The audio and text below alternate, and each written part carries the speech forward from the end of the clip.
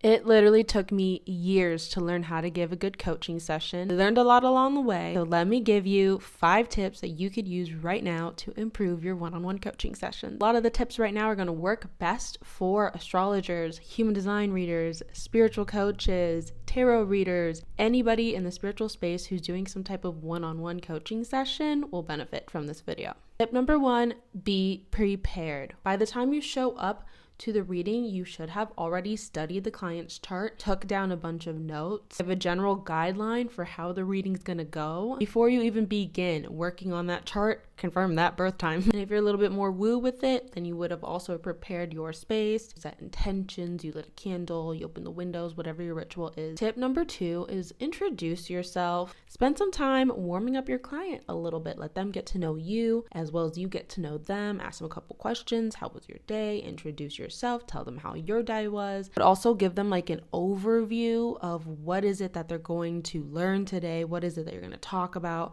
How is the general flow of this reading going to go? Tip number 3 would be to stop in between content and check in with your client and ask them if they understand. For example, you're doing an astrology reading, maybe after you finish going over the moon sign or the 5th house or something like that. You check in and you ask, did you understand that? Do you have any questions for me? Is there anything you need me to clarify? Tip number 4 is you are not a written chart summary. Okay? You are not an AI generated reading. You are here to synthesize and share your opinions on this chart, share your biases, share your thoughts, be yourself. The reason why this person booked with you is because they resonated with you and your message and your frequency. Tip number 5, check in with their level of expertise. I find with beginners, it's better to take it slow. There is such a thing as coaching session being a little bit too much. You need time to warm up to the topic and maybe warm up to you as a coach. If you're doing a session with a returning client who has been booking with you for years, they're very advanced in the topic, and you can kind of be all over the place and